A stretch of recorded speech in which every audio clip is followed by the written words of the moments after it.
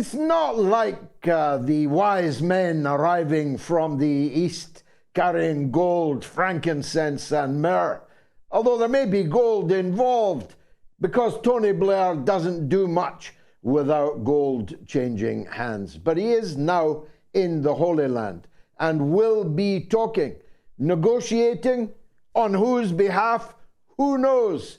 The WEF, Klaus Schwab, the nascent world government, I don't know, but Tony Blair is there looking suitably demonic. Well, he is about to meet a man even more satanic than him, although that is debatable.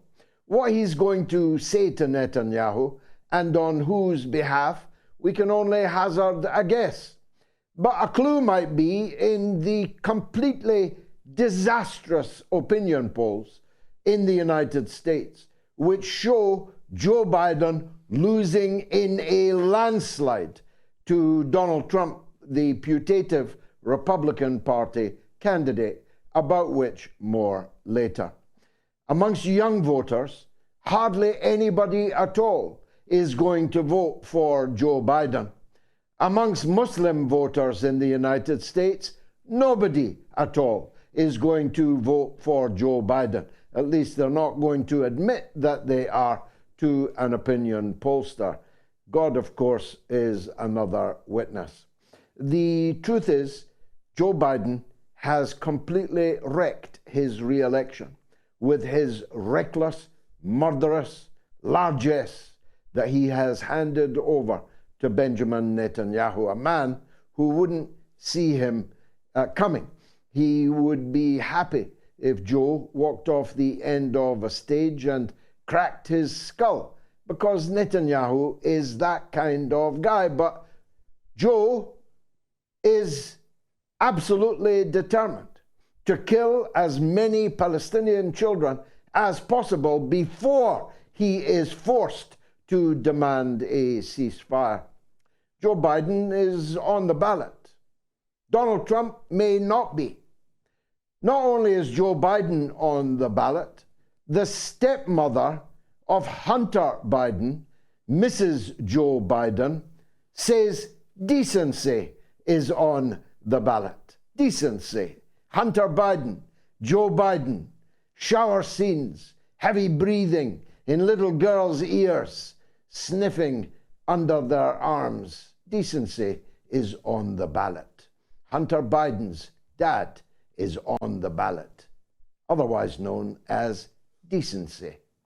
And other Democrats and their mouthpieces in the mainstream media frequently tell us that democracy is on the ballot paper in November. This despite the fact that the Biden administration has shredded more liberty in the United States than any president ever. Don't even think about Richard Nixon. Don't even think about Ronald Reagan. Joe Biden has slashed the democratic liberties available to the American public like no other president before him. And he's eagerly awaiting the transfer of the world's #1 journalist and publisher, Julian Assange, so he can lock him up for 145 years in a Colorado super penitentiary. The idea that democracy is on the ballot, coming from a party that is seeking actively to remove from the ballot not just their #1 opponent, but an opponent who is leaving them trailing in his wake, tells you everything about the sick, cynical hypocrisy of the political class in the United States and elsewhere. I'm coming to that also. The idea you can remove your main opponent and say that democracy is on the ballot is, Alice in Wonderland. It is words meaning exactly what you say that they mean, bereft of all content, hollowed out of all meaning. Democracy is on the ballot but our main opponent is not. Now, you may say it was only a court in Colorado. Interestingly, the Denver-educated judges voted against disqualifying Donald Trump, but the Ivy League judges on the court in Colorado voted to disqualify him, and they prevailed. So at this moment in time, the chief opponent of the sitting president will not be on the ballot paper in Colorado. I thought, well, this will be overturned. There must be multiple levels of appeal that you can overturn this on. But I see now that it is a very clear strategy that is being followed, because this evening the Supreme Court in California instructed its Attorney General to examine how they could exclude Donald Trump from the presidential ballot in one of the largest states in the Union, with one of the largest electoral college votes, if not the largest. So this is becoming serious. It's making a mockery of America, of course. It's making a mockery of the very idea of decency or democracy. But it's a very perilous course, because what they are clearly intent upon doing, and all of their civil liberty shredding in the last few months has been in preparation for, they seek to provoke an uprising amongst the supporters of Donald Trump. They seek another January 6th so that they can crack down further, so that they can seek to justify the unjustifiable act of ruling a former president and the leading candidate in the race out of the ballot paper. But sick cynicism is not the prerogative of the United States of America. I wondered why bonkers Baerbock and David Cameron and President Macron had begun to use the formulation a sustainable ceasefire. They want one. They want a sustainable ceasefire, all of them. Now, all those who vetoed a ceasefire in international fora over the last 75 days. But they want a sustainable ceasefire now, so I drilled down today on what they mean. And when you hear from me what their sustainable ceasefire actually means, you'll probably agree with me that there is no sickness of which these people are not capable.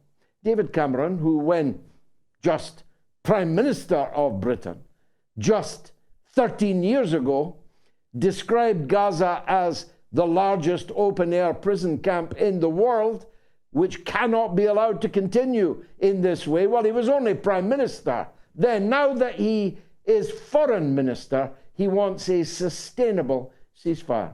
Here's what they mean by sustainable ceasefire. They mean that Israel will cease firing when it has convinced itself of the success of its military mission in defeating Hamas in Gaza. Giving the murderers, giving the genociders the right to decide when to cease firing doesn't qualify as a ceasefire, even in Alice in Wonderland. It is sand, desert sand, thrown in the eyes of gullible journalists. Only Sky News has called this out, and only this evening has it called it out, though this has been going around for a whole week. Sky News said tonight that what they mean by a sustainable ceasefire is that Israel can decide when to cease fire. And the war is spreading. It's not just plumbing new depths in Gaza. It's not just murdering record numbers of church parishioners in the Holy Family Church, in the church, a Catholic church in Gaza, where an elderly lady and her middle-aged daughter were murdered just a few days ago. The deputy prime minister of Israel said that can't be true because there are no churches in Gaza. There are no Christians in Gaza. That's what she said on television. And of course, the Pope and Cardinal Nichols, the Cardinal at Westminster Cathedral, made clear these people are lying through their teeth.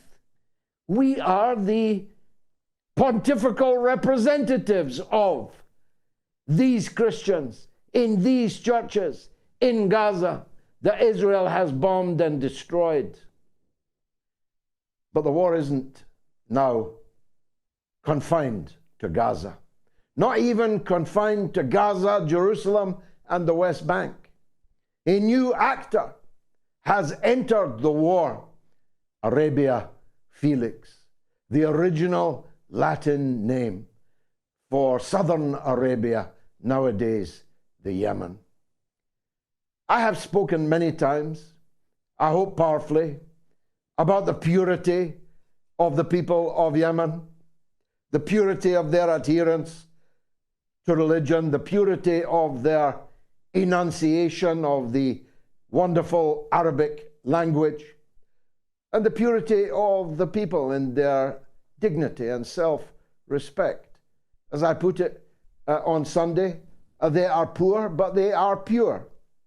They are the last Arab country, and they have risen up in defense of the Palestinians under siege, starvation, pestilence, disease, and war in the Gaza Strip. Their demands are simple.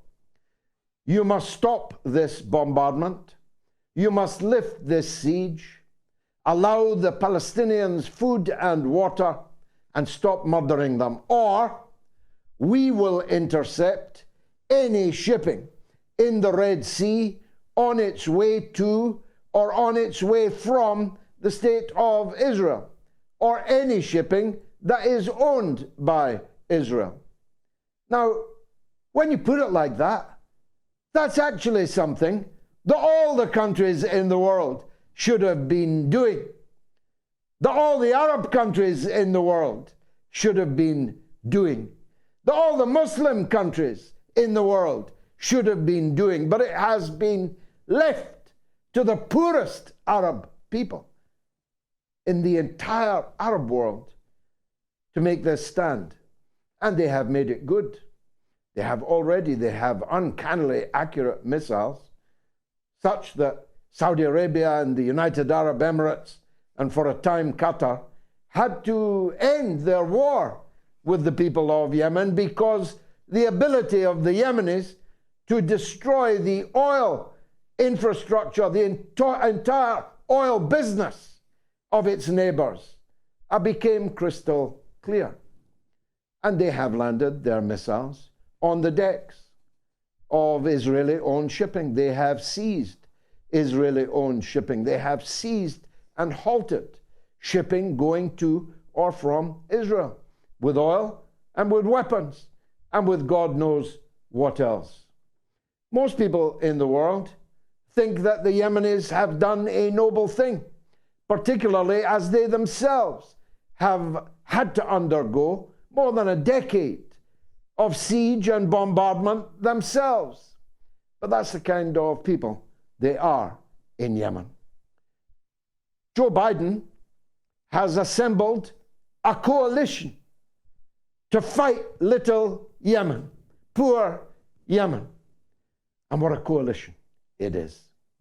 The only Arab country willing to join Joe Biden's coalition to invade and attack Yemen is mighty Bahrain, which is actually just a car park for the US and UK naval forces, both of whom have military bases on the tiny piece of land connected by a bridge to Saudi Arabia. But Saudi Arabia refused to join. The UAE refused to join. and for obvious reasons. Only one Arab country, Bahrain. But they do have the mighty Seychelles on their side. You know, that mighty navy of the Seychelles. And they have the might of the Netherlands. I've said before, the Netherlands has a navy? Really? Well, they're sending it. Not to defend the people of the Netherlands, but to stand up for Israel in the Red Sea. But the Yemenis have been very sober, very clear. If you attack Yemen, we will sink all of your ships, all your warships, and all shipping in the Red Sea, owned by whomsoever, going wherever, will be halted. We will close the Red Sea, and we will sink, Mr. Biden, any warships that you send against us. So I hope the mothers of the sailors in the Netherlands, in the Seychelles, in Bahrain, in Britain, in Canada, in France, and in the United States, hear this warning that after a decade of war, the Yemeni armed forces are amongst the most powerful armed forces in the world. And moreover, they fight not for gold. They fight not for gain. They fight not for territory. They fight for God.